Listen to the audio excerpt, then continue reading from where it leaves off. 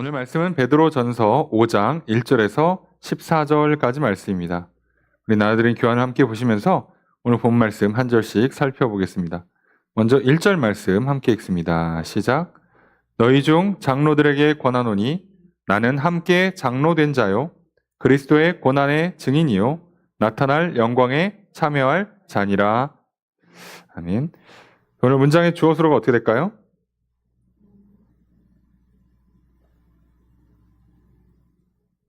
네. 좀 문장이 좀 이상해서 그렇지 주어는 나는이에요. 나는 주어고 서술어가 어떻게 될까요? 자, 이게 이제 감각이 좀 생기셔야 됩니다.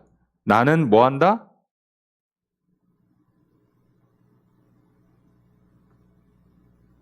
나는 네. 나는 권한다예요.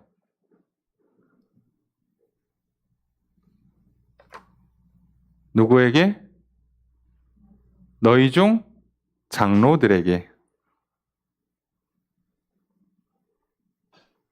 나는 너희 중 장로들에게 권한다. 이게 오늘 본문의 문장입니다.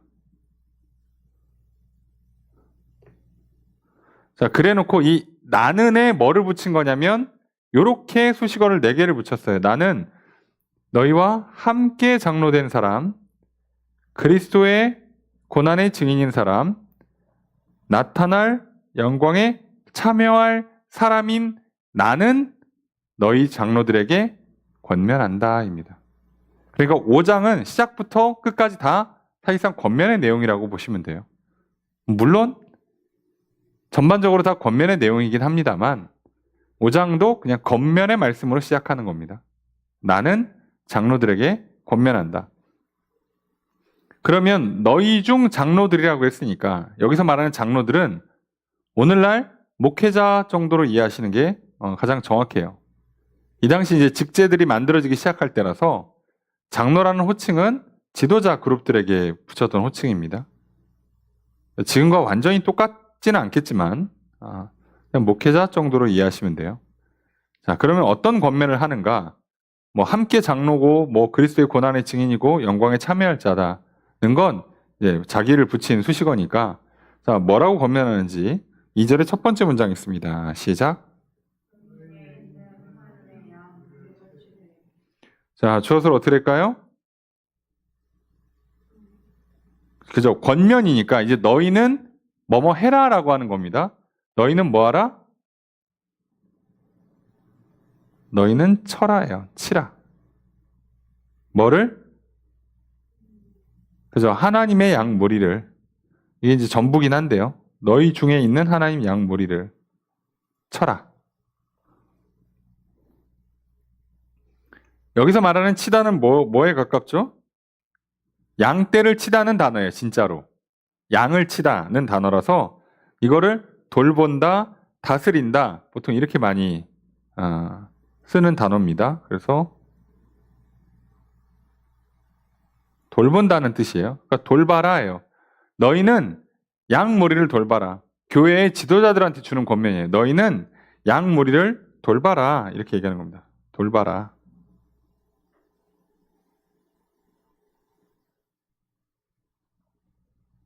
자, 이게 이제 첫 번째 내용이고요. 2절에 두 번째 문장 있습니다. 시작.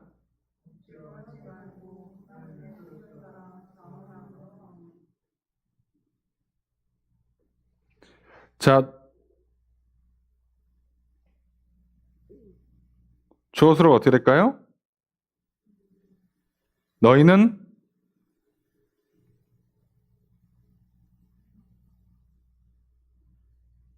네?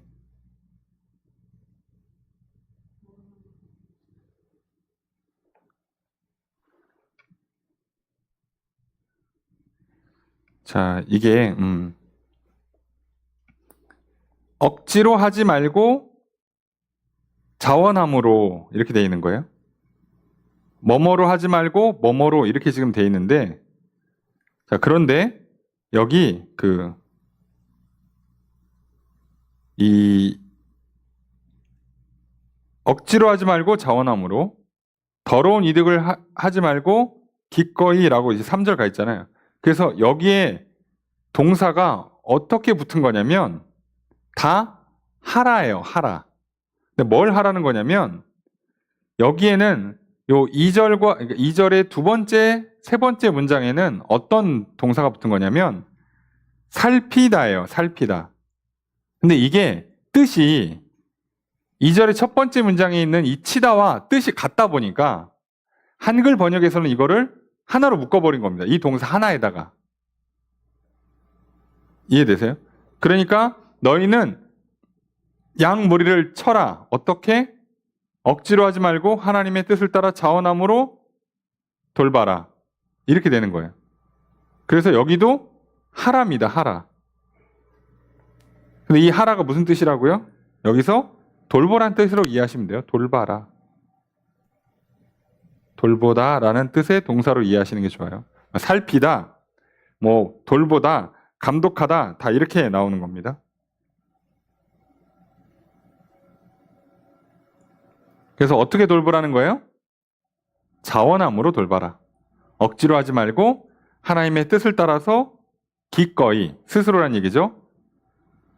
기꺼이 자원하는 마음으로 해라. 자, 이렇게 얘기한 거예요.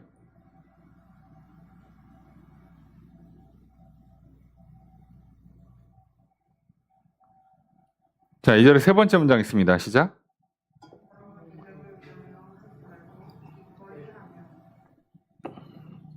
자, 여기도 주어 서술, 그러니까 주어는 계속 너희는이고 뭐하라? 여기도 하라예요. 하라. 하라인데 이것도 다 원문에는 2절의 첫 번째 문장은 돌보다고 두 번째, 세 번째 문장은 감독하다, 살피다인데 한글 성경은 이걸 다 그냥 하라라고 통으로 얘기했잖아요. 하라라는 통으로 썼으니까 우리도 그냥 하라예요. 그러니까 이거 뭐죠? 치다, 돌보다입니다. 돌보다.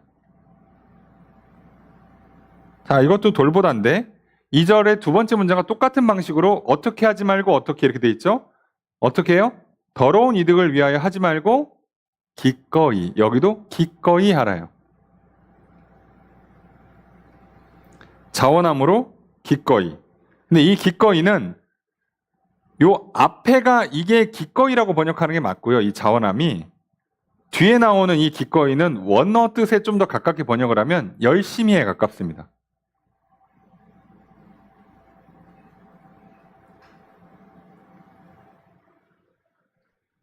그러니까 지금 교회의 장로들, 오늘날로 치면 목회자들한테 베드로 사도가 무엇이라고 권면한 거냐면 너희들은 양을 쳐라, 목양을 해라, 성도를 돌봐라. 그런데 어떻게 해요? 2절에 보니까 억지로 하지 말고 자원하는 마음으로 하나님의 뜻을 따라서 제가 하나님 뜻대로 하겠습니다. 이런 마음으로 하라는 거고요.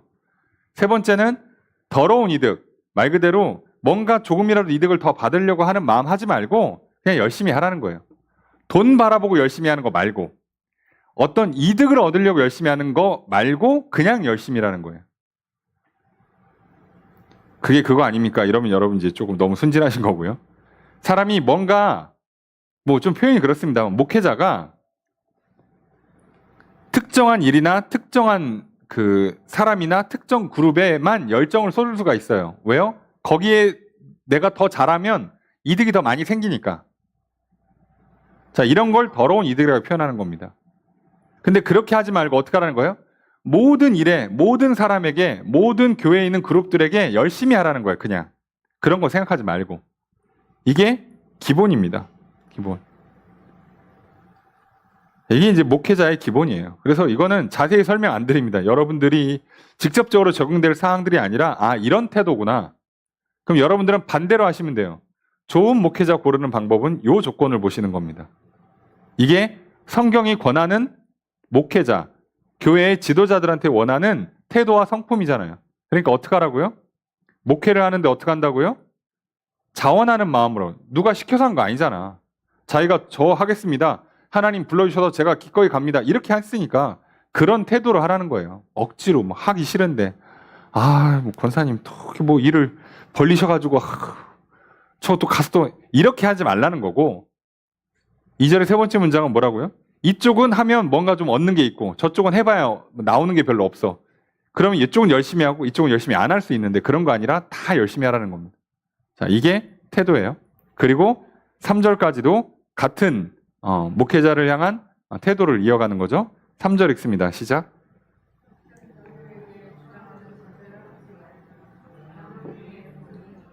주어는 계속해서 뭐라고요? 너희는이죠. 권면이니까. 뭐하라? 예, 본이 되라.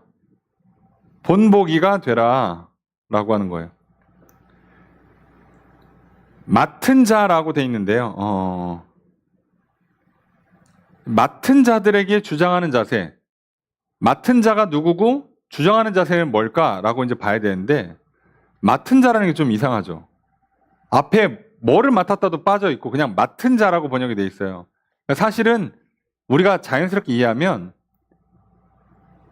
너가 맡은 사람들한테 주장하는 자세로 하지 말고 양무리 성도들에게 너는 본을 보여라 라고 이렇게 권면하는 거예요. 조금 더 직역을 하면 자기 목이라고 번역이 돼요. 자기 목을 지배하는 것처럼 하지 말고 본보기를 보여줘라 이렇게 돼 있어요. 지배하는 태도로 하지 말고 그냥 본을 보이라는 거예요. 이해되십니까? 막 뭐라고 혼내키면서 말 안 들으면 뭐 혼내키고 이런 태도가 아니라 그냥 본보기를 보이라는 거예요. 아이 목사님 참 말은 좋은데 그렇게 하면 요즘 성도들이 말을 듣겠습니까? 좀 혼내키기도 하고 그래야죠. 다 좋은데 여기는 이 배경이 하나 더 있다고 그랬죠? 이 배경이 뭐예요? 고난 중에 있는 성도들이에요. 고난 때문에 안 그래도 시달리고 있는 사람들한테 이렇게 막 강압적으로 밀어붙이면 역효과 난다는 거를 2000년 전부터 알고 있었어요.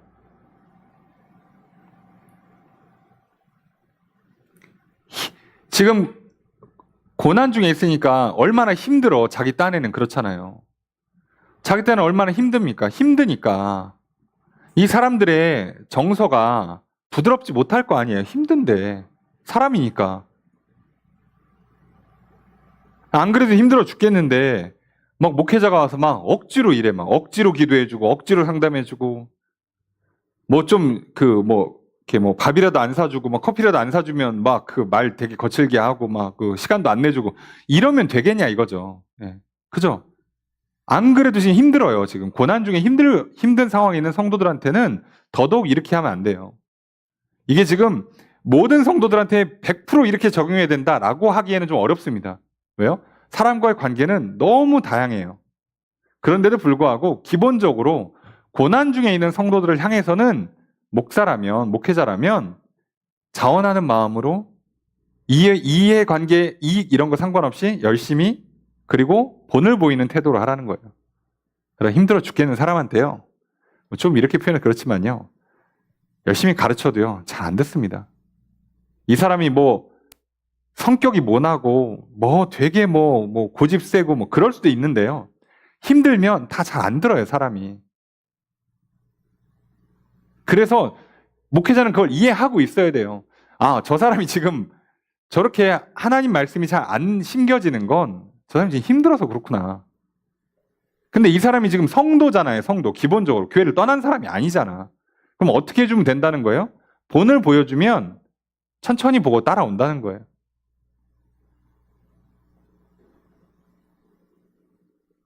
여러분 뭔가 지금 잘못된 생각을 갖고 막 고집 부리는 사람은 당연히 혼내켜야죠. 교회에서는요 훈육도 있습니다. 징계도 있죠. 3차례 걸쳐서 공개적으로 책망을 했는데도 말을 안 들으면 내쫓는 거예요.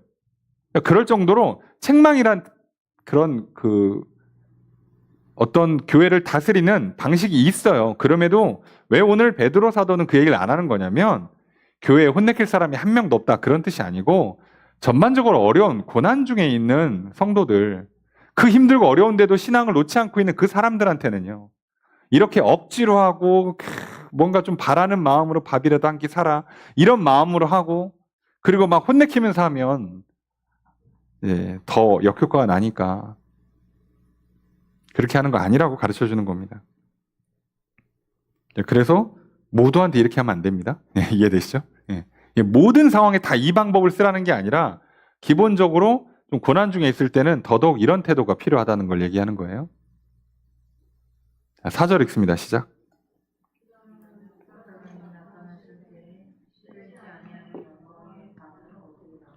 주어를 어떻게 할까요? 그죠? 여기서는 문맥상으로는 주어가 너희는이에요. 너희는 뭐 한다? 얻을 것이다. 뭐를? 영광의 관을. 여기서 지금 계속 너희는 누구예요? 장로들이죠. 장로들. 이렇게 하면 너희들 진짜 목자의 진짜 최고의 지도자, 목자장이 나타나실 때, 예수님 다시 오실 때 너희들 시들지 않는 영원한 영광의 면류관을 얻게 될 거다. 그게 목자의 상급이에요. 이 땅에서 밥 한 끼 더 얻어먹고 커피 한 잔 더 얻어먹어서 뭐 하냐는 거지. 진짜 상을 받아야지, 진짜 상을.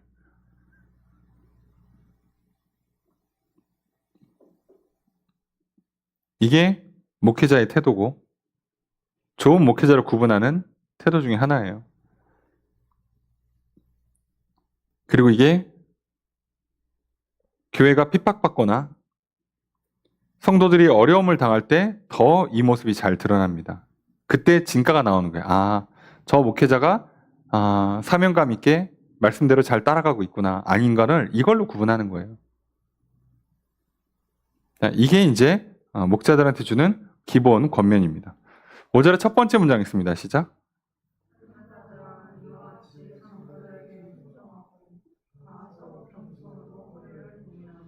조서로 어떻게 될까요? 자, 젊은 자들아. 젊은 자들이 주어져. 서술어 뭘까요? 순종하라예요. 명령문입니다. 순종하라. 또 허리를 동이라. 자, 허리 동이다가 한 단어입니다. 한 단어. 무슨 뜻이냐? 허리를 동이다. 자, 옷 입다예요. 옷 입다. 그러니까 이게 지금 유대 문화나 그 당시에 사람들의 옷 자체가 이렇게 두루마리 방식이니까 이렇게 해서 옷을 묶잖아요. 우리 약간 그 호텔 가면 가운 입듯이 그렇게 옷을 이렇게 덮어서 묶으니까 허리를 동이라라고 번역을 한 거고, 현대어로 번역을 하면 대부분 옷 입어라라고 번역을 합니다. 옷 입어라. 그러니까 젊은 자들. 자, 여기서 젊은 자들이 누굴까? 이게 조금 애매하죠. 그러면 지금 성도들을 구분할 때 장로가 있고 젊은 자들이 있어요. 자, 장로를 영어로 뭐라고 보통 하죠? 엘더라고 불러요. 그죠? 그러니까 위에 있는 연장자라는 뜻을 갖고 있잖아요. 그럼 젊은 자들은 뭐예요? 어리다는 뜻을 갖고 있어요.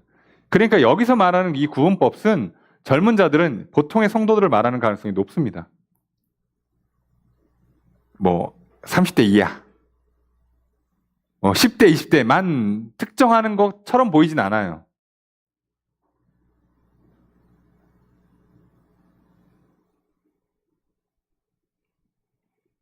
이해되시죠? 젊은 자들에 대한 어떤 그 정의를 그렇게 이해하시면 이건 그냥 넓은 의미에서 누구라고 보시면 돼요? 성도라고 보시면 됩니다. 아까 장로는 넓은 의미에서 목회자라고 보시고, 그죠? 그럼 성도들한테 주는 권면은 여기에요. 5절이야. 그럼 뭐라고 권면하냐? 성도들아, 장로들에게 순종해라요. 여러분 힘들다 보면요, 자기 방어 때문에, 지치고 상한 심령 때문에요, 반항하는 마음이 생겨요. 왜요? 평상시면 그냥 웃고 넘어갈 건데 꼭 말을 저렇게 해야 돼? 이런 마음이 생겨요. 내가 원래 그런 성격이 아니라 사람이 힘들면 다 그래. 그럴 수 있어. 그러니까 그렇다고 해서 그렇게 하면 되는 건 아니잖아요. 사람이 배고프면 신경 날카로워질 수 있지만 그렇다고 성질 부려도 된다는 얘기는 아니잖아. 또 그렇다고 해도. 그러니까 권면을 주는 거예요. 목자들한테는, 목회자들한테는 성도들이 그러니까 억지로 하거나 뭘 바라면서 하거나 강압적으로 하지 말고 성도들한테는 장로들 그 목회자들 앞에 순종을 잘해라. 그리고 겸손으로 옷을 입어라. 겸손으로. 사람이요. 힘들고 어려워서 방어적인 태도를 취하잖아요. 그러면 어떻게든 자기 맞다고 옳다고 주장하기 위해서 두뇌를 풀 가동합니다. 교만해져요, 사람이. 목사님 직장생활 안 해봤잖아. 아니 옛날에 목사님 다니던 때랑 지금이랑 대학 다닐 때랑 지금이랑 같나? 어? 그러니까 우리가 교만해지기 쉽단 말이에요. 근데 사실 마찬가지예요. 이 세상에 모든 걸 다 아는 인간이라는 건 존재하지 않아요. 목회자라고 하는데 뭘 다 알겠습니까? 다만 말씀을 기준으로 하나님의 뜻을 가르쳐 줄 뿐이에요. 그러면 그런가 보다 하고 받아들인 다음에 고민을 해야 되는데 어떻게 하는 거예요? 뭘 한다고 목사님이. 아유 직접 사회생활 해봤어 목사님이. 뭘 알아. 이렇게 시작하면 하나도 안 들려요 말씀은. 진짜로. 이게 힘들면 더 심해집니다 이게. 사람이 어쩔 수 없어요. 자 이거를 서로가 이해해야 돼요.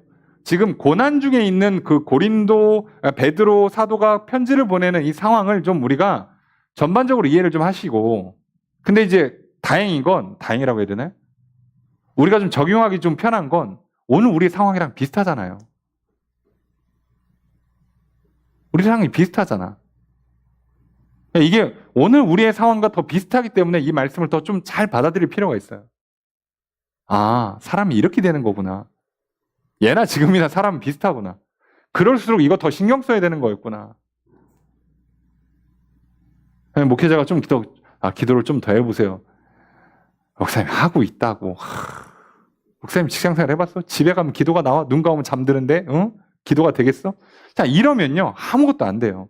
아 그래 더 기도하라고 하시는구나. 기도해야지. 설령 눈만 감으면 잠들지라도 기도해야지. 그 겸손한 태도를 가지라는 거예요. 그래야 가르쳐주는 대로 따라올 수 있잖아. 여러분 힘들수록 더 잘 배워야 되잖아요. 위험하고 긴급한 상황일수록 더 잘해야 돼요.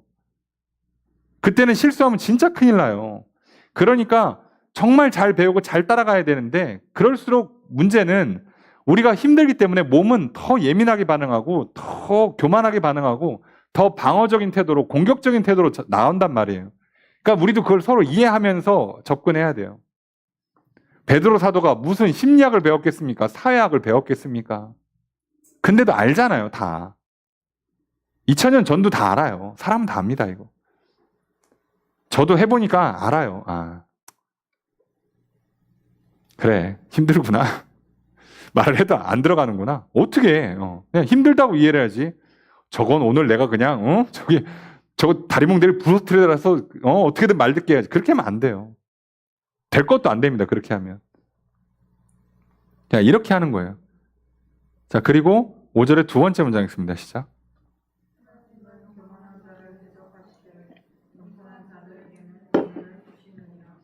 주어수록 어떻게 될까요? 하나님은 뭐한다? 대적하신다? 은혜를 주신다. 누구를 대적해요? 교만한 자를. 누구에게 은혜를 베풀어요? 겸손한 자들에게.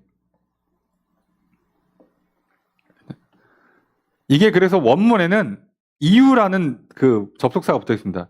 왜냐하면 하나님은 교만한 자를 대적하시고 겸손한 자들은 은혜를 주시니까.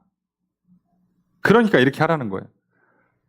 지금 왜 여러분 사실 이 두 번째 문장은 안 붙여도 되잖아요. 그죠? 어지간한 성경 이거 굳이 안 붙여도 되죠. 젊은 사람들은 장로들한테 순종하시고 겸손하게 겸손한 태도로 사세요. 해도 끝나는 문장이에요. 근데 왜 이걸 하나를 더 붙였을까? 지금 사람들이 말을 잘 안 들을 때라고. 거칠 때예요. 방어하고 공격할 때라고. 그러니까 왜 그런지를 친절히 설명해 주는 거예요. 왜? 하나님은 교만하면 대적하셔. 겸손하면 은혜를 베풀어. 우리 겸손이 힘들지만 목사님 모르실 것 같은데 성경 말씀이 지금 내 상황에 딱 맞나? 이런 마음이 막 올라올 때 내가 방어하고 싶고 나를 보호하고 싶고 내가 틀리지 않았다고 막 그렇게 하고 싶은 그 마음을 내려놓으라고 얘기하는 거예요. 왜요? 겸손해야 하나님 은혜를 주시니까. 참 희한하죠. 이게 사람이 힘들잖아요. 영혼은 조금 더 겸손해지는 경향이 있거든요. 몸은 더 겸손해지지 않습니다. 방어적으로 나와서 그래요. 그래서 우리가 믿음으로 하나님 선하시다. 하나님 지금 이럼에도 불구하고 나를 사랑하신다라고 하면 내가 몸을 다스려서 전반적으로 다 겸손한 태도로 갈 수 있지만 기본적으로 몸은요 힘들면 보호하게 돼 있어요, 자신을. 참 이게 희한합니다. 사람 심리가 그렇게 작동이 돼요. 그래서 이 말을 붙인 다음에 뭐라고 권면하냐? 6절 읽습니다. 시작.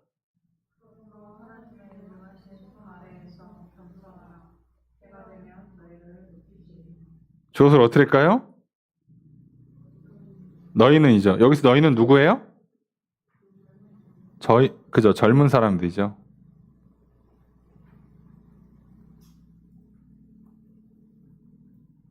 너희는 뭐하라? 겸손하라.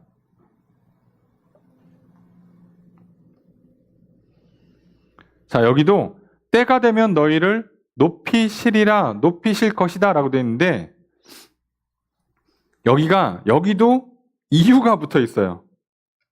뭐뭇을 위해서라는 접속사가 붙습니다. 그래서 이렇게 쉼표로 마치고 뭐라고 되어 있냐면 때가 되어 하나님이 너희를 높여주시기 위하여예요. 그걸 목적으로 겸손하라는 거예요. 왜요? 지금 이렇게 너희들이 겸손히 그 장로의 가르침을 잘 따라서 말씀을 잘 배우고 하나님의 뜻을 잘 따라오면 하나님이 너희를 높여주실 거야. 그러니까 그걸 바라보면서 겸손하라는 거예요. 그래서 이 앞에도 뭐라고 붙였어요? 하나님의 능하신 손 아래에서. 하나님의 강력한 손 아래에서 겸손하고요. 지금 내가 힘들고 괴로운 게 그리고 어려운 게 사실상 큰 틀에서 보면 다 뭐예요? 하나님의 역사, 하나님의 섭리 하에 이루어지고 있는 거예요. 그러니까 겸손하라고. 하나님 지금은 나를 힘들게 하실 때가 아니라 지금은 나를 앞길을 열어주고 지금 나한테 복을 팍팍팍 줘야 될 때입니다 라고 나는 그렇게 생각을 하는데 하나님 지금 안 도와주면 내 인생 진짜 꼬입니다. 망합니다. 이게 나는 절박한데 근데 뭐라고요? 하나님의 강력한 손 아래. 저분은 그게 아니야. 난 널 어떻게든 살릴 거야. 어떻게든 복을 줄 건데 나는 너를 향한 계획은 지금은 아니야. 여러분 이렇게 초대교회가 어마어마한 핍박을 받아요. 생각해 보세요. 이제 막 예수님 부활하시고 승천하신 다음에 성령 임했죠. 막 불같이 일어나죠. 불같이 일어나니까 하나님께서 어떻게 합니까? 예루살렘 교회를 핍박해요. 다 흩어집니다. 흩어져요. 흩어져서 지금 바울이 돌아다니면서 그 소아시아, 오늘날 지중해 연안, 터키, 그리스, 이탈리아 이쪽 지역에 복음을 전했어요. 자, 그럼 막 불같이 일어나야 될 것 같은데 또 어떻게 해요? 가는 곳마다 계속 쫓아와가지고 계속 방해합니다. 자, 바울의 시대까지도 끝났어요. 자, 이제 초대교회가 되고 그러면 박해가 우리 생각에는 하나님 불같이 일어나서 빨리 유럽 전역을 복음화시켜야 될 것 같죠? 아니요. 계속 박해가 임합니다. 그래서 이게 콘스탄티노플 황제 때 공인될 때까지 국교로 공인될 때까지 계속 박해가 임하다가 국교가 돼버려요. 근데 참 희한한 건 그 당시에 기독교가 주류 종교가 아니었어요. 박해받는 입장이었다고. 그런데 그렇게 국교로 승인되는 것도 참 대단하지. 왜요?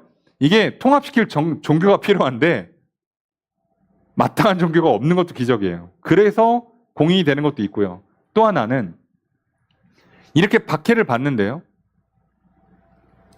분명히 박해를 받아서 교회는 표면적으로 힘들거든요. 그런데 신도의 수를 그 계산기를 두드려 보면 매년 최소 2배 성장입니다. 매년. 겉으로는 드러나질 않아. 근데 다 속으로 믿어.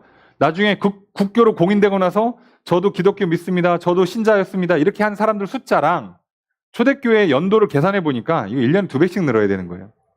말도 안 되죠. 그 정도의 속도가 올라가요. 그런데 표면적으로는 계속 힘들어요. 자, 그래서 하나님은요. 하나님께서 일하시는 하나님의 방법이 있어요. 우리는 겸손해야 돼요. 나보다 지혜로우신 분이에요. 나를 지으신 분이고 세상을 창조하신 분이 나는 이 세상의 역사를 이렇게 풀어가겠다고 하신단 말이에요. 그게 맞지. 하나님 지금은요 저를 조금 건강하게 하실 때입니다. 아플 거였으면 아니 지난달에 아팠어야지 이번 달에 아프면 안 됩니다. 그건 내가 정하는 거 아니에요. 그래서 그 하나님의 강력한 손 아래에서 겸손하라고 가르치는 겁니다. 그래야 하나님이 너희를 높이지. 그렇게 잘 따라와야 그래야 하나님이 모든 걸 풀어주는 그때에 그 자리에 너희도 가 있지. 그러니까 잘 따라와. 그리고 그 따라옴의 시작, 하나님의 뜻을 따라오는 그 시작은 교회 장로들의 가르침을 잘 따라오란 얘기예요. 거기부터 시작하는 겁니다. 이게 맞물려 있는 거 아시겠죠? 그러니까 힘들수록 어떻게 하는 거예요? 목회자도 겸손하게, 성도도 겸손하게 하는 거예요. 힘들수록 더 서로를 사랑하는 겁니다. 이거밖에 답이 없어요.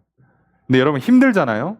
아까도 말씀드렸죠. 사람 예민하죠. 피곤하죠. 지쳤죠. 거칠어지죠. 방어하게 되죠. 공격하게 되죠. 그러니까 사랑이 더 많이 깨져요. 나도 안 사랑하고 남도 안 사랑하고 교회에서도 막 서로 눈에 거슬리기 막 거슬리고 그렇게 돼요, 사람이. 목사는 성도 하나가 막 거슬리는 거야. 저것 때문에 교회가 안 된다 그러고. 성도들 중에 누군가는 목사님 갈아치워야겠다 그러고. 그렇게 이런 일이 일어나는 거예요, 현실에서는. 왜요? 힘드니까. 근데 어떻게 하라고요? 힘들수록 겸손하고 힘들수록 서로 더 사랑하라고요. 그래야 하나님께서 높이신다고요. 높일 때 다 같이 그 길을 걸어갈 수 있어요. 이게 살 길입니다. 자, 이렇게 장로들과 젊은이들, 성도들을 향한 베드로 사도의 권면이 끝나고 7절부터는 전체를 마무리하는 가르침이에요. 전체를 마무리하는 권면이 7절부터입니다. 단락이 바뀌는 거죠. 자, 7절부터 이제 뭐 크게는 한 11절까지 끊고 12절, 13절, 14절은 그냥 마지막 인사라고 보시면 되고 7절부터 12절까지가 이제 전체를 아우르는 권면. 그러니까 누구한테 주는 권면이에요? 고난 중에 있는 성도들. 그죠? 소아시아 지역에 있는 고난 중에 있는 성도들. 그러나 그들의 신분은 거룩한 나그네.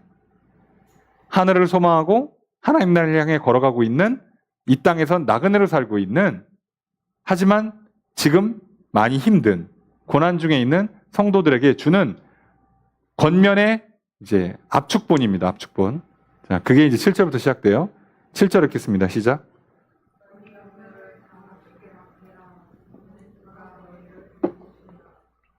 자, 주어를 어떻게 할까요? 너희는이죠. 자, 이게 그냥 아예 편지 전체의 수신자입니다. 여기서는. 그러니까 그냥 고난 중에 있는 성도라고만 그냥 짧게 써드릴게요. 너희는 뭐하라? 맡겨라예요. 뭐를? 너희 염려를. 자, 고난 중에 있는 성도에게 주는 권면의 첫 번째이자 사실 전체 권면의 핵심입니다. 뭐 하라는 거예요? 너희의 염려를 맡겨랍니다. 이걸 직역하면 조금 더 느낌이 와닿아요. 너희의 좀 빠져 있는데 염려를 다 주께 맡겨라예요. 그죠? 염려를 다. 그래서 사실 여기다 붙이는 게 좀 더 좋지 않을까요? 너희의 모든 염려를, 그죠? 모든 염려를 주님에게, 정확히는 그에게요. 이제 하나님에게, 하나님 위에 맡겨라라는 동사의 뜻은 던지랍니다. 놓아라, 던져라, 걸쳐놔라 이겁니다. 그러니까 넘기라는 얘기예요. 그러니까 너희 모든 염려를 다 하나님께 넘기라는 거예요. 염려를 넘기라는 거예요. 염려를. 이건 굉장히 중요합니다. 이거 지금 베드로가 괜히 하는 말이에요. 이거 예수님 똑같이 말씀하셨습니다. 예수님께서 걱정, 근심에 대해서 뭐라고 가르쳤어요? 너희는 무엇을 먹을까, 무엇을 마실까, 무엇을 입을까 염려하지 말라. 그죠? 염려하지 말라. 하늘에 나는 새와 공중의 새와 들의 풀을 봐라. 먹이고 입히신다. 하루 아궁이에 쳐넣을 그것도 아끼시는데 하물며 너희 일까 보냐 이 믿음이 적은 자들아. 이렇게 돼 있습니다. 믿으라는 거예요. 왜 신경 쓰냐고. 아니 천지를 만들었고 지금 저 그냥 하늘에 날아다니는 새도 들에 있는 풀도 하나님께 저렇게 만들어 놨으면 하나님이 너 하나 안 지켜줄까? 근데 넌 왜 염려하냐는 거예요. 그래서 뒤에 결론은 어떻게 냈죠? 소위 이 산상수훈에서 예수님 뭐라고 말씀하세요? 그러므로 너희는 먼저 그의 나라와 그의 의를 구하라. 그리하면 이 모든 것을 너희에게 더하시리라. 예수님께서 또 산상수훈 끝날 때 뭐라고 하세요? 내일 일은 내일 염려하라. 한낱 괴로움은 그날로 족하다. 오늘 힘든 것도 오늘 하루 살기도 힘들어 죽겠는데 왜 일어나지 않은 내일 일까지 염려하고 있냐고. 그건 내일이에요. 내일 눈 뜨고선 살아있으면 걱정해도 돼. 아직 일어나지 않은 일은 신경 쓰지 말라고. 내일이에요. 직역을 하면 재밌어요. 내일 일은 내일 염려하라가 아니라 내일이 염려하게 하라예요. 이것도 이거랑 맥락이 같아요. 뭐라고요? 염려는 내게 아니란 얘기예요. 내 몫이 아니라고.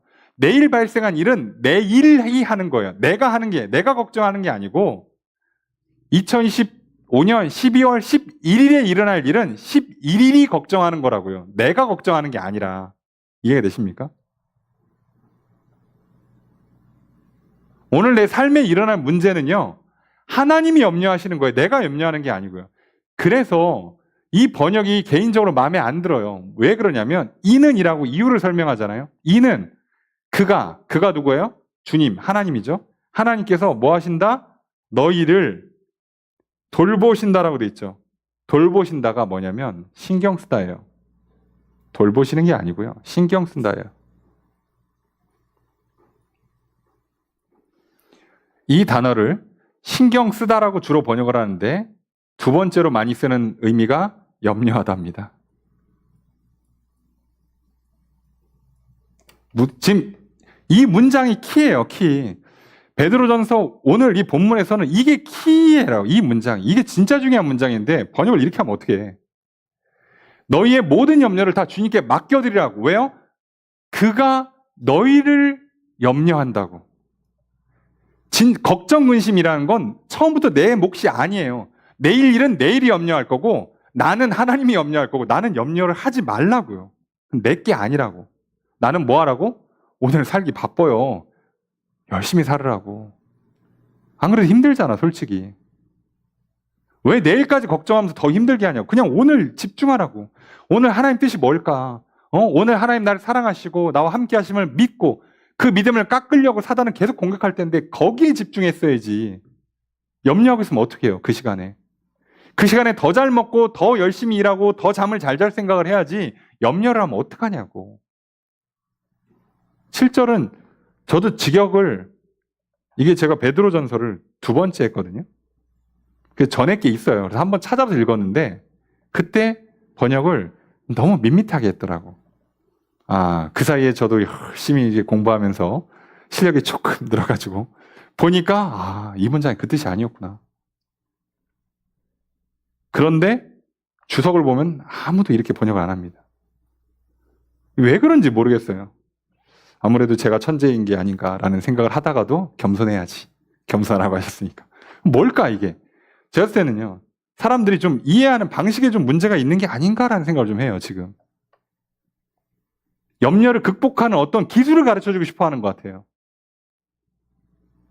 정신승리하는 게 아니에요. 처음부터 내게 아니라고. 아예 내게 아니라고. 뭘 해 근데. 내게 아닌데.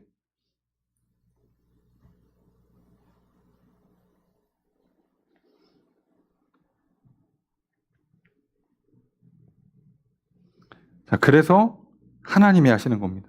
내가 하는 거 아니에요.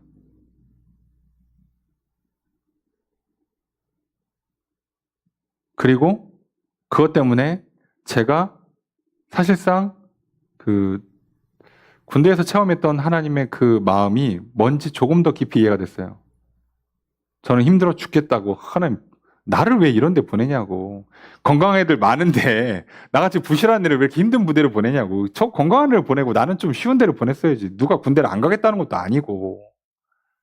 너무 힘들어요. 아니 무슨 주일도 못 가. 아니 예배를 못 드려 주일날. 성경책도 못 읽게. 아니 읽게 해줘도 시간도 없어. 뭐 이런 데를 보내냐고. 내가 다 술도 안 하고 담배도 안 하고 다 안 하겠다고. 성경 읽고 주일 성수 잘하겠다고 했는데 뭘 있어야 하지. 뭐 이런 데 보내냐고. 몸 힘들어 죽겠지. 전화도 안 돼. 휴가도 못 나가. 뭐 이런 데를 보내. 와, 미치겠는 거예요. 나름 그래도 좀 참을성 있는 편이라고 생각을 했는데 못 참겠더라고. 너무 힘드니까. 이렇게 하염없이 이렇게 눈물이 흘러. 그냥 눈을 감으면 눈물이 흘러요. 그러니까 그런 정말 힘들고 괴롭고 막 지치는 상황이 있으니까. 그러니까 내가 잘못한 게 없다고 생각을 하는 거야. 사람이니까. 뭘 잘못했지? 잘못한 게 없는 게 맞아요. 그런데 아까 얘기했잖아요. 걱정을 하면 안 된다고. 하나님께 저한테 말씀하신 게 너가 힘들 줄 알고 보냈다는 거예요. 그러니까 저는 그 마음이 저는 그냥 그걸 들을 때는 어린 마음에 그냥 죄송스러웠고 내가 좀 너무 못 믿었구나. 너무 하나님 마음 상하게 해드렸구나. 더 힘내야지. 이렇게 이해했는데 지금에 와서 보니까 정작 군대 보내놓고 마음 졸인 건 제가 아니라 하나님이었던 거예요. 매일매일 같이 저를 보시면서 쟤 저러다 저기서 넘어지면 어떡하지? 쟤한테는 훈련 강도가 좀 센데 저거 못 버티고 쓰러지면 어떡하지? 저를 끝까지 붙잡아준 건 하나님이었던 거예요. 저는 그때 제 힘으로 이악 물고 버티고 하나님은 저 멀리서 나를 내팽개친 것처럼 이해했어요. 근데 반대였다고. 정작 하나님은 어떻게든 나를 도와주려고 애를 쓰신 거예요. 그런데 훈련은 시켜야 되니까. 훈련 강도는 낮출 수가 없으니까. 이 두 마리 토끼를 다 잡기 위해서 정말 놀라운 지혜와 섭리 가운데 그 일을 풀어가신 거예요. 그리고 뒤돌아보면 참 희한한 일들이 몇 개 있죠. 나 때만 그 부대에서 그 일이 가끔씩 일어나요. 나 때만. 또는 나한테만. 그런 게 있어요. 희한합니다, 이게. 그리고 뒤돌아보면 이해가 되는 거예요. 도와준 거였구나. 나를 놓고 막 잠 못 자고 노심초사한 건 하나님이었구나. 내가 아니라. 그리고 부모가 되니까 알 것 같아요. 예. 애가 뭐 맘 졸이거나 다쳐오거나 뭐 아파가지고 막 밤새 막 약 먹고 끙끙 앓잖아요. 그러면요. 정작 괴로운 건 애 같지만요. 진짜 괴로운 건 부모예요. 이렇게 말해 좀 미안하지만 애는 아무것도 몰라요. 그냥 힘들어, 아파, 짜증나 이러고 있고 부모는 죽어나갑니다. 막 머리가 터져요. 마음이 막 복잡하고. 이게 똑같아요, 보니까. 그래서 하나님께서 뭐라고요? 너는 하지 말라는 거예요, 염려를. 내일은 내일한테 넘기고 너의 염려는 나한테 넘기라는 거예요, 하나님은. 자, 그리고 그러면 염려하지 말고 우리가 할 게 있을 거 아니야. 그죠? 염려는 하나님께 던지고, 자, 우리가 할 건 이거예요. 8절의 첫 번째 문장입니다. 시작. 근신하라 깨어라요. 이게 앞에 염려랑 연결이 되는 거예요. 저는 연결이 안 된다고 생각을 했는데 연결이 되는 거예요. 자, 당연히 문장의 주어는 뭐겠어요? 너희는이죠. 서술어 뭐예요? 이 두 단어입니다. 근신해라. 명령문 깨어라. 정신 차려라. 깨어 있어라. 자, 걱정 근심에 빠지면 정신 차리고 깨어 있는 게 안 된다는 뜻이 되는 거예요. 이게 해석을 하자면. 그러니까 반대로 하라는 거잖아요. 걱정은 하나님께 넘기고 던져놓고 그리고 너는 정신 차리고 깨어 있어라. 이건 내가 해야 되는 거예요. 여러분, 하나님은 항상 정신 차리고 계시니까 걱정은 하나님께 던지고 내가 정신 차리고 깨어 있으라고요. 내가. 그럼 반대로 해석하면 걱정 근심에 빠져 있으면 내가 정신이 희미해지고 잠들 수 있다는 거예요. 영적으로. 내 영혼이. 자, 그럼 왜 이게 우리한테 중요한 거냐? 내 영혼이 잠든다가 무슨 의미예요? 믿음이 약해진다는 얘기죠. 사랑이 식는다는 뜻이에요. 거짓이 들어오는 거고 걱정, 근심, 불안 때문에 그걸 막으려고 강박과 우상을 만드는 일이 생길 거예요. 그죠? 이거가 진행 안 되게 막으려면 나는 정신 바짝 차리고 있어야 돼요. 이거는 뭐다? 영적인 싸움이다. 본질은. 일이 안 풀려 힘들어 외로워 괴로워 이거의 본질은 영적인 싸움이다. 자, 그래서 아니나 다를까? 8절의 두 번째 문장 읽겠습니다. 시작.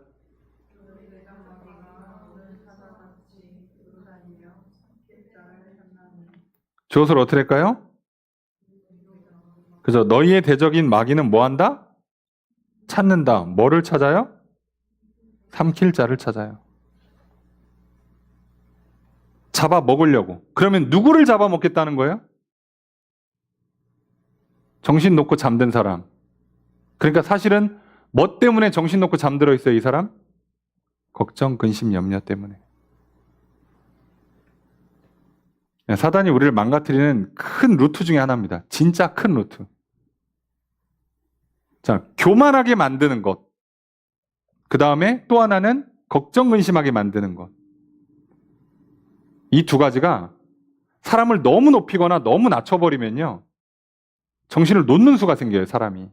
그럼 사단을 잡아먹히는 겁니다. 완전히 높이는 거나 완전히 낮춰버리면 교만에 빠져가지고 자랑하고, 뭐 잘난 척하고, 그러다가 망하는 거고요. 너무 문제가 일이 힘들고 괴롭고 그러면요. 걱정, 의심, 염려에 빠져가지고 무너지는 거예요. 근데 지금 이 베드로전서의 수신자들은 고난 중에 있으니까 어느 쪽으로 가겠어요? 걱정, 의심, 염려 쪽으로 가겠지. 그러니까 이거 하지 말라는 겁니다. 베드로 사도가.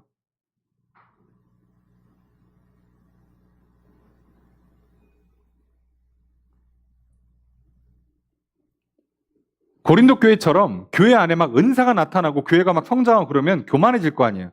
그래서 바울이 고린도 교회, 고린도 전서 후서랑 그 중간에 있는 눈물의 편지라고 보면 엄청 혼내킵니다. 그래서 많이 혼내켜요, 고린도 전서는. 그러니까 여기는 교만해졌기 때문에 깎아야 되는 거고, 여기는 지금 걱정, 의심, 염려가 있기 때문에 끌어올려줘야 돼요. 정신 차리게 만들어야 돼요. 둘이 달라요, 스타일이. 자, 그래서 오늘 우리 상황을 보세요. 지금 우리는 대한민국 역사에 무슨 경제 대부흥기, 뭐 경제 호황기, 뭐 샴페인을 터뜨리고 이런 시대가 지났잖아요. 오늘 우리를 살아가는 이 시대에 살아가는 사람들은요, 다 경기 불황에, 고용 난해, 뭐 취업 난해, 경제 난해, 노후 불안해, 전쟁의 염려 등등등 시작해서 모든 걱정, 근심, 염려가 끊이질 않아요. 자, 그럼 이제 어떻게 해요? 오히려 잠을 못 잔다고, 사람이. 오히려 잠을 못 자요. 몸은 잠을 못 자. 영적으로는 잠들고. 그러니까 반대가 되는 거예요. 밤에 잠자려고 낮에 정신 바짝 차리고 살아야 되는데 거꾸로 산다고. 자, 그러면 이제 정신이 해롱해롱 할 때쯤 사단이 와가지고 요거 하면 좋을 것 같은데, 그러면 그런가 하면 이제 인생 망가지는 겁니다. 이렇게 망가뜨리는 거예요, 우리를. 그 지점에 가지 말라고 정신 차리라고 하는 거예요. 그러니까 뭐부터 하는 거예요? 걱정, 의심, 염려는 하나님께 던지는 거예요. 근데 우리가 책임 회피하려고 던지는 게 아니라 원래 우리 게 아니었다고. 그러니까 놀랍게도 내 거였으면 어느 정도 내가 책임지는 게 맞는데 내 게 아니니까. 그럼 베드로가 혼자 만들어낸 이론이냐? 아니요, 예수님이 똑같이 얘기했잖아요. 염려하는 건 믿음이 없을 때 생기는 현상이에요.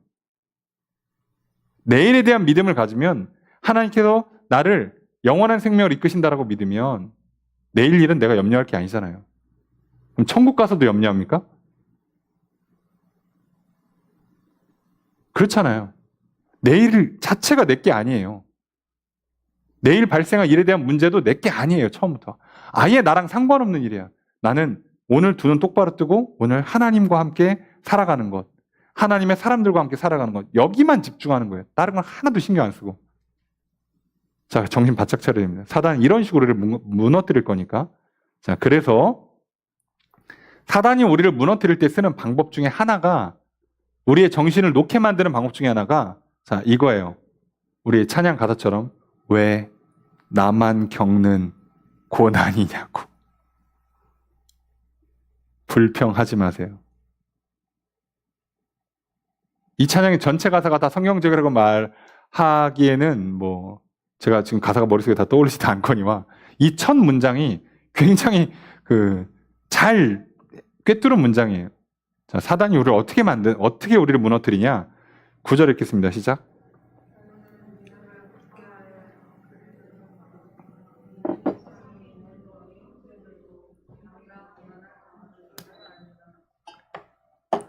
주어서 어떻게 할까요? 너희는 뭐 하라고요?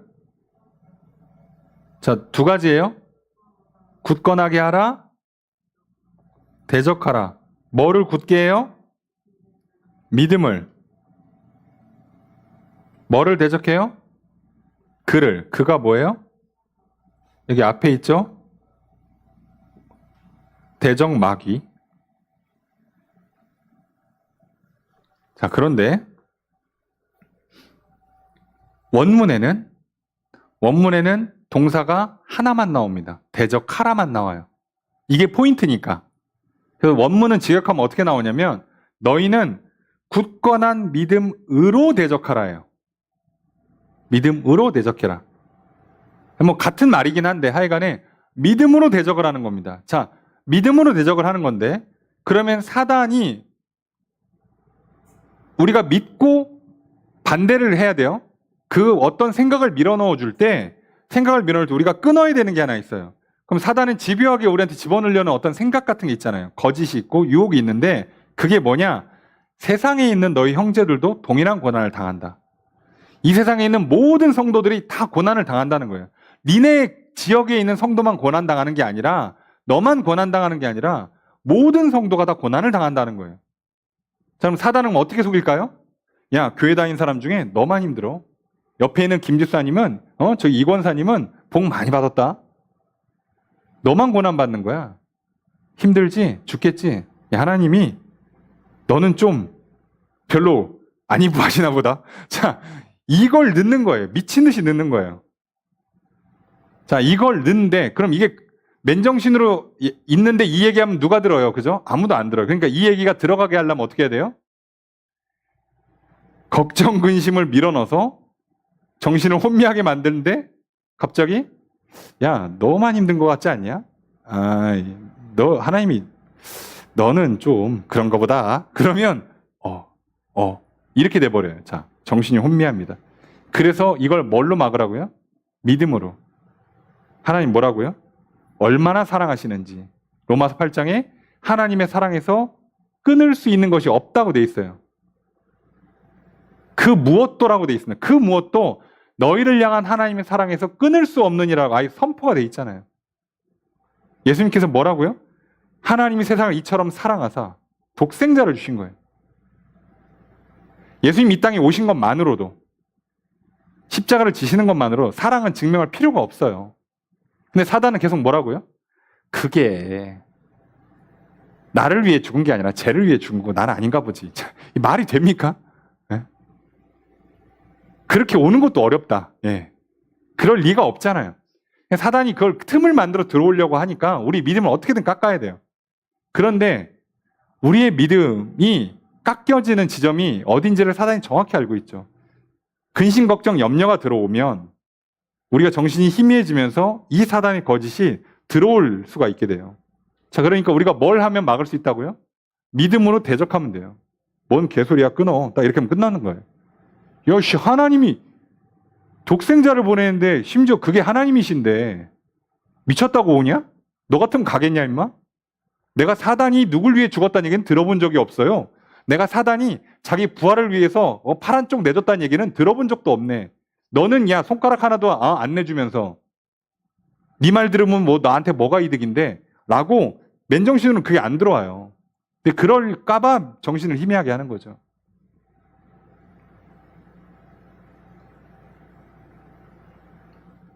자, 성경에서 술 취하지 말라고 하는 이유 중에 하나 그거예요. 정신을 희미하게 만들면 무슨 생각이 들어올지 몰라요. 무슨 말과 행동을 할지 모릅니다. 자, 우리는 그리스도인들은 정신을 차리고 사는 사람들이에요. 깨어 있어야 됩니다. 그러니까 뇌가 잘 작동되게 잘 다스리셔야 돼요. 우리의 몸을. 우리의 몸에서 1번은 뇌를 다스리는 겁니다. 사실은. 뇌가 정상 작동하게 만드셔야 돼요. 그러니까 잘 먹고 잘 주무시고 잘 움직이시라고 많이 움직이시고 뇌가 정상 작동해줘야 돼요. 여러분 대부분의 이단들은요. 처음에 예수 믿고 구원의 확신을 갖고 뇌가 잘못 들어가서 잘못 작동돼서 그 틈에 사단이 들어왔을 때 삐뚤어지는 거 참 많습니다. 그 처음부터 이단들, 처음부터 성경 믿지도 않고 사기치는 사람들도 있어요. 그런데요. 상당수 이단들은 처음에 하나님 만난 겁니다. 하나님 은혜를 받고 나서 정신을 놓는 거예요. 그런 경우가 꽤 많습니다. 그래서 우리가 이걸 잘 기억하셔야 돼요. 자, 이 얘기하는 겁니다. 자, 잘 기억하세요. 정신 바짝 차리고 보셔야 되는 건 이 세상의 모든 그리스도인들은요, 다 고난을 겪습니다. 이해되세요? 내 눈에 안 보이죠?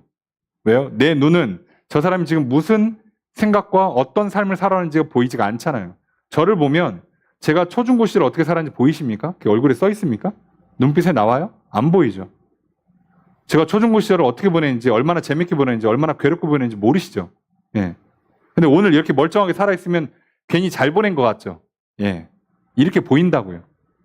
웃고 있으면 잘 보낸 것 같죠? 예. 그렇게 보인다고. 눈은 정보를 그렇게밖에 못 받아들여요. 눈으로 보는 정보를 가지고 사단이 거짓을 넣는 거잖아요. 안 보이잖아.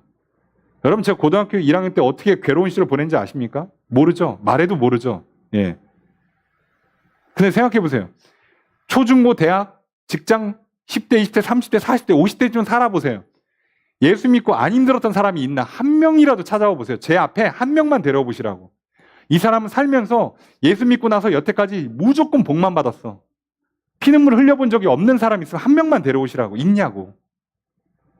없어요. 더 놀라운 건요, 예수 안 믿는 사람 중에도 없습니다. 아예 없어요, 그런 사람은. 사단이 어떻게 속이는지 아시죠? 예수 믿는 사람 중에 다 승승장구하고 너만 괴로운 거야, 이렇게 속이든가, 아니면 안 믿는 사람들 잘 봐, 성공하잖아, 승승장구야, 믿어서 네가 망한 거야, 이런 식으로 어떻게든 믿음을 깎는 거예요. 자, 이거 그래서 우리가 믿음으로 대적하는 겁니다. 힘들고 괴로울 때 무조건 걱정, 근심, 염려가 찾아와요. 그거는 어쩔 수 없는 일이에요. 그때 뭐라고요? 본질은 문제를 해결해서 문제가 풀려야 해결되는 게 아니라, 고난이 그쳐야 해결되는 게 아니라 믿음의 싸움을 싸우는 겁니다. 그리고 그 싸움을 이겨야 해결돼요. 그것만 기억하시면 돼요. 복잡한 설명하면 뭐 오늘 집에 못 가니까. 자, 그러면서 믿으라고 하는 내용의 핵심은 여기다 이렇게 압축해놨어요. 10절 함께 읽습니다. 시작.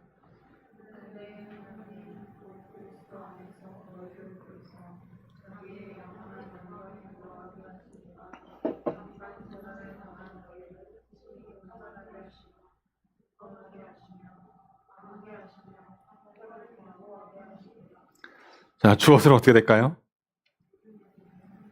주어가 굉장히 길지만 뒤에는 수식어고 모든 은혜의 하나님이에요. 자, 주어 어떻게 잡았다고요? 모든 은혜의 하나님이라고. 처음부터 의도적으로 베드로가 어떻게 써요? 은혜의 하나님이라고 써주는 거예요. 너네 속지 마라. 하나님은 본성이 은혜셔. 본성이 사랑이신 분이야. 저분은 은혜를 안 베푸는 게 어려우신 분이라고. 사랑을 안 하는 게 어렵다고, 오히려. 지금 저분이 나에게 하는 모든 행동은 큰 틀에서 다 은혜고 사랑이라고. 그래서 뭐라고요? 그리스도 안에서 너희를 부르고 자기의 영원한 영광에 들어가게 하시느니. 이게 사랑이잖아. 그럼 뭐야? 영생을 주겠다는데, 죄를 용서해 주겠다는데, 자유를 주고 생명을 주겠다는데, 그럼 이게 은혜고 사랑이지 뭐냐. 자, 그런데 그 하나님이 어떻게 하신다? 네? 온전하게 하신다? 굳건하게 하신다? 강하게 하신다? 견고하게 하신다. 온전하게, 굳건하게, 강하게, 견고하게. 이렇게 하실 거라는 거예요. 누구를? 너희를. 자, 근데 너희들 상태가 어떻다고요? 고난을 당하고 있는 너희를. 근데 앞에 뭐 붙였어요? 잠깐. 여러분, 생각하시는 것보다 힘들고 괴로운 시절이 길지 않습니다. 여러분, 사실 힘들고 괴로워서 힘든 게 아니라 우리는 사실 뭐 때문에 힘들어요? 이거 오래 갈까봐 힘들죠. 10년, 20년 가는 거 아니야, 이거 이러다가? 우리가 왜 고민을 많이 하냐고. 한번 실수하면 아유 잘못했네. 한 달 뒤에, 두 달 뒤에 또 고쳐서 다시 하면 되지. 이러면 아무도 근심 걱정 안 해요. 까짓 거 해보지 뭐, 이러고 말지. 근데 뭐 때문에 걱정하는 거예요? 이거 한번 잘못했다가 5년, 10년 날아가는 거 아니야? 이래서 우리가 걱정이 되잖아요. 근데 사실 그리스도인들이요, 그럴 만한 죄를 짓겠냐고 안 짓습니다. 누가 지옥 갈 짓 해? 안 해요. 술, 담배, 도박 안 하는 사람이, 사기에 이런 거에 연루되지 않는 사람이 뭘 망할 짓을 하겠어요? 안 합니다. 애시당초. 하지도 않아요. 그런데도 고난은 찾아온다고. 근데 그 고난이요, 우리 인생을 놓고 보면 잠깐이에요. 그 영원한 생명이라는 관점에서 보면 진짜 잠깐이에요. 군인들은 진짜 듣기 싫겠지만, 군대에서 휴가 나오거나 전역하면 다 사람들이 뭐라 그래요? 어휴, 벌써 나왔어? 여러분, 그거 웃으면서 받을 군인이 몇 명이나 있을 것 같습니까? 저도 군대에서 휴가 나오는데 부모님이나 친구들이 야, 벌써 나왔어? 라고 하면요, 표정 관리가 안 돼요. 벌써라니. 6개월 만에 나왔는데 죽을 뻔했어. 응? 6개월 만에 나왔다고. 근데 저기서 뭐라고요? 잠깐이에요. 우리 금방 나왔어. 2년, 요즘은 1년 6개월이죠. 진짜 금방이에요. 예. 근데 군대 갔다 오신 1년 6개월 군 생활하신 분들한테 물어보세요. 이야, 잠깐이다 하면 아무도 동의 못 합니다. 별거 아니네, 짧으네. 이럴 것 같습니까? 아니요. 저는 2년 2개월 했어요. 저 윗세대는 2년 6개월 했어요. 저희 부모님 세대는 3년 했습니다. 야, 그때도 다 그럴 거 아니야, 그 자기들끼리는. 금방이네, 군생활. 그거를 지금 우리나라 역사 이래로 계속 다 군생활 금방이네를 50년, 60년째 하는 거잖아요. 생각해보세요. 금방인 사람이 한 명도 없어요. 이래서 정신을 차려야 돼요. 당사자는 이게 지속될 것 같아 보이는 거예요. 사람이니까. 그 마음이 어쩔 수 없어요. 힘드니까. 아, 내가 힘들어서 이렇게 보이는구나. 그래서 뭐라고요? 믿으라고. 뭐라고? 이 땅에서의 고난은 잠깐이다. 근데 믿음을 지켰을 때 상과 복은, 생명은 영원하다. 자, 이것만 정확하게 붙잡으라고. 믿으시라고. 이게 우리가 살아남는 유일한 길이에요. 여러분, 고난의 시절이 찾아오잖아요. 죄송한 표현인데요, 뭘 해도 안 돼요. 이렇게 표현하는 게 참 죄송한데요, 저도 해봤잖아. 저도 벌써 인생이 나이가 이제 숫자가 좀 되잖아요. 안 될 때는요, 별짓 다 해도 안 됩니다, 진짜. 나중에는 어이가 없어요. 이 정도 확률이면 로또인데 싶을 정도로 이게 이렇게 안 될 수 있나? 할 정도로 안 돼요. 미칠 것 같다니까요. 될 때는요, 이게 왜 되지? 할 정도로 돼요. 그냥 돼요. 뭐지? 여러분들, 이게 연예인들, 정치인들 보면 이게 그냥 극명하게 드러나요. 그래서 연예인, 정치인들이 잠 못 자서 맨날 주사 맞고 지금 그래서 또 이렇게 몇 사람 가고 계시잖아요. 연예인들. 그래서 못 자는 거예요. 우리보다 집이 안 좋아, 우리보다 침대가 안 좋아, 우리보다 먹는 게 안 좋냐고. 돈이 없냐고. 근데 잠을 못 잔다고. 왜? 이게 그렇게 왔다가 그렇게 가거든. 내가 통제를 못 한단 말이에요. 미칠 것 같다니까, 여러분. 이거 별거 아닌 것 같죠? 사람 죽어나가요. 맨날 점치러 다니고. 그래서 개 중에 정신 차리시는 분들은 독실한 크리스찬으로 이제 지내시는 겁니다. 그래서 연예인들 중에 크리스찬들 믿음이 진짜 좋아요. 여러분, 삶의 현장이 그런데야. 이 사람 그게 업이야. 내 매일같이 그 현장에 살아야 돼요. 이 사람들은요, 예수를 굳건히 믿든가, 예, 우상숭배를 미친 듯이 하든가, 아니면 술, 담배, 도박하든가 밖에 방법이 없어요. 그런 거예요, 현실이. 그러니까 우리도 똑같이 기억하셔야 돼요. 잠깐이다, 고난은. 근데 하나님께서 친히 나를 온전하게, 굳건하게, 강하게, 견고하게 만드시고, 그래서 하나님 나라를 이끄실 건데, 그러니까 이 고난은 피할 수도 없거니와, 고난을 통해서 하나님 이렇게 만드실 거니까, 이 고난은 무조건 이긴다예요. 통과한답니다. 자, 그러니까 이제부터 뭐 하라고요? 이 고난이 얼마나 길지, 이 고난이 얼마나 힘들지, 걱정, 근심, 염려는 하지 마시고 던지시라고, 하나님한테. 내일 일은 내일한테 넘기라고요. 나는 오늘 이 믿음의 싸움에 집중하시는 거예요. 오늘 내 삶에 집중하시라고요. 할 일 열심히 하시고, 그러면 그럴수록 더 정신 바짝 차리고 먹을 것 신경 써서 드시고, 일 열심히 하시고, 운동 열심히 하시고, 잠 푹 주무시고, 기도 많이 하시고, 말씀 많이 보라고요. 그럴수록 더. 그러면 무조건 이깁니다. 믿음의 싸움이에요.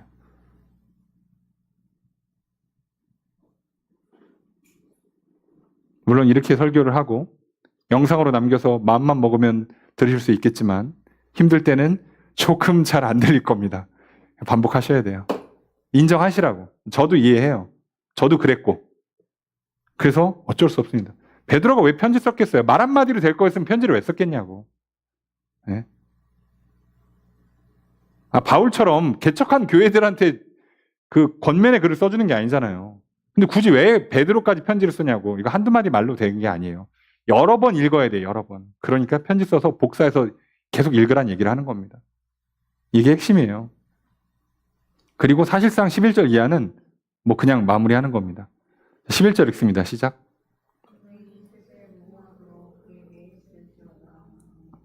저것을 어떻게 할까요? 권능이에요. 자, 권능이 그에게 이렇게 되는 겁니다. 영원히.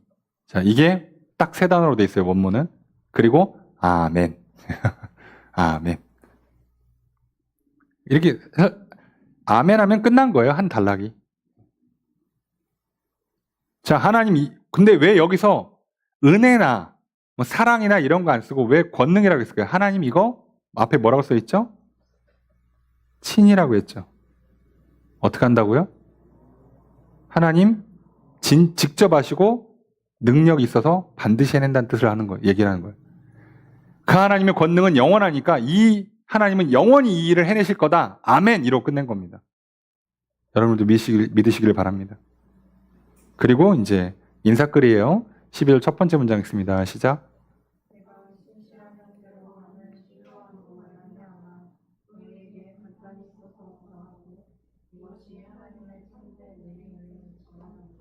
주어를 어떻게 할까요?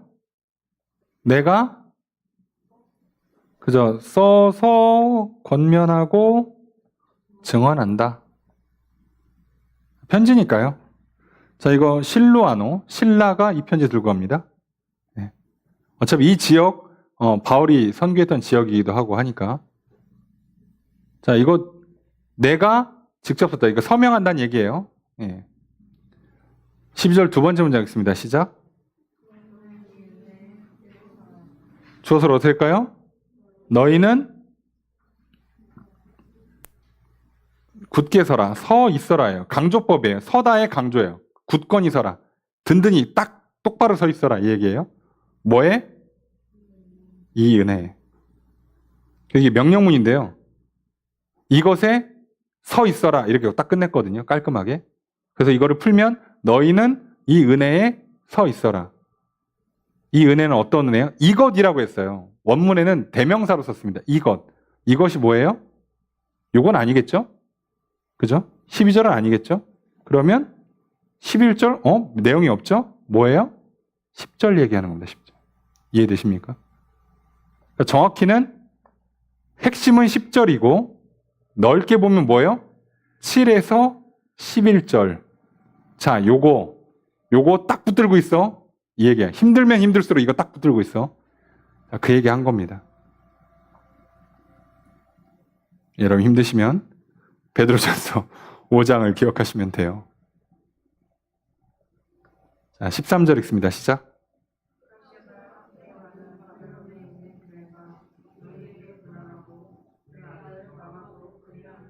주어를 어떻게 할까요? 네? 그죠? 큰 이만큼이 다 주어져. 택하심 받은 바벨론에 있는 교회. 교회가 뭐 한다? 문안한다. 그리고 나서 주어 하나 더 붙였죠? 마가도, 예. 마가도 문안한다. 자, 너희에게. 이제 인사하는 거예요. 인사하는 거. 자, 근데 왜 바벨론에 있는 교회냐? 지금 바벨론이 아닌데. 자, 여러 가지 해석이 있어요. 근데 지금 뭐 때문에? 거룩한 이방인이라는 거를 상정하기 위해서 옛 바벨론 지역? 바빌로니아 지역이라고 또 특정할 수도 없는데 하여간에 그렇게 그 지역을 그렇게 불러주는 겁니다. 예. 이게 이제 구약의 문화로 이해하시면 돼요. 예. 이런 것까지 설명하면 이제 시간 내 못하니까 혹시라도 나중에 조금 더 설명할 계획이 있으면 이런 이제 표현들이 갖고 있는 깊은 의미가 뭘까까지 보는데 우리는 성경을 읽으면서 주어수로 목적을 찾아서 문맥을 정확히 보는 게 1차 목적이니까 그렇게 이해하시면 돼요. 그래서 바벨론에 있는 교회들 뭐라고요? 다 흩어져 있는 나그네가 된 여러 성도들이 너희들한테 문안한다는 얘기를 하는 겁니다. 14절 첫 번째 문장 있습니다. 시작. 주어수로 어떨까요? 너희는 문안하라 서로. 자, 힘들수록 인사 잘하셔야 됩니다. 사랑의 시작이잖아요. 관계의 시작. 14절 두 번째 문장 있습니다. 시작.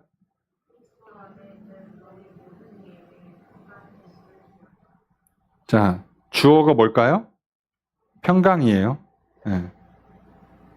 우리가 이제 보통 외국 문장에서 peace with you 이렇게 해버리잖아요.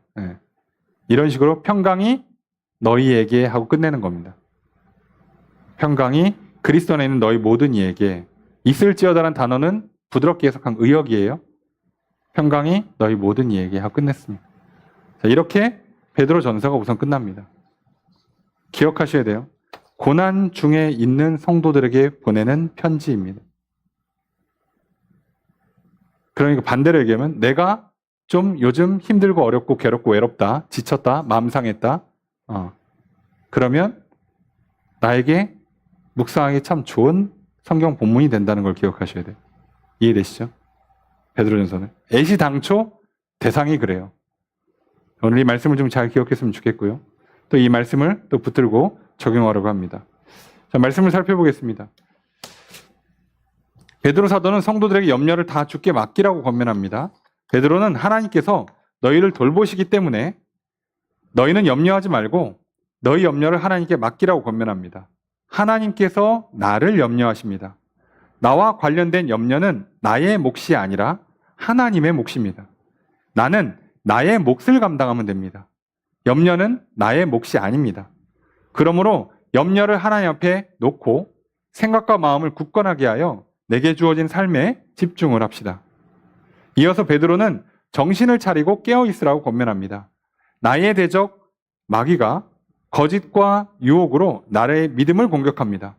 그러므로 성도는 염려할 것이 아니라 믿음을 지키는 일에 집중해야 합니다. 걱정과 근심에 정신을 놓고 있다 보면 영적으로 잠들게 됩니다. 정신을 차리고 깨어서 하나님의 약속을 붙듭시다. 예수를 나의 그리스도로 영접합시다. 예수 십자가의 공로와 예수 그 이름의 능력으로 하나님 앞에 나아가기만 합시다. 계속해서 용서받고 더욱 하나님과 화목한 관계를 맺읍시다. 하나님께서 성령을 부어주십니다. 하나님께서 힘과 지혜와 용기와 능력을 주십니다. 하나님께서 돕는 손길을 보내주십니다. 하나님께서 복과 기적을 내려주십니다. 그러므로 정신을 차리고 깨어 하나님께 시선을 고정합시다.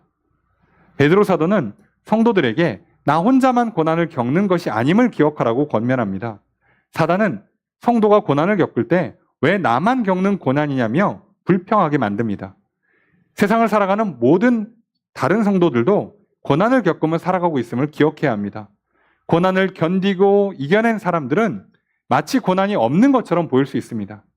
사람의 눈으로 받아들일 수 있는 정보는 한계가 있기에 사단은 우리를 속이고 유혹합니다. 비교하고 억울해하도록 만드는 사단을 대적합시다. 정신을 차리고 굳건한 믿음으로 나아갑시다. 하나님께서 크신 은혜로 나를 부르시고 영원한 하나님 영광의 나라에 들어가게 하십니다. 은혜의 하나님께서 나를 온전하게 하시고 굳건하게 하실 것입니다. 강하게 하시고 견고하게 하실 것입니다. 하나님께서 은혜를 베풀어 주시는 분이심을 믿읍시다. 이 땅에서의 고난은 잠깐입니다. 모든 고난에는 끝이 있습니다. 그러나 하나님의 은혜는 영원합니다. 끝이 없는 하나님의 은혜를 믿읍시다. 믿음으로 굳건하게 섭시다. 서로 사랑으로 인사하고 권면하며 믿음의 길을 함께 걸어갑시다. 고난이 반복되는 세상에서 거룩한 나그네로 하나님의 나라를 누리면서 하나님 나라를 향해 한 걸음씩 전진하는 성도님들이 되시기를 주님의 이름으로 축복합니다.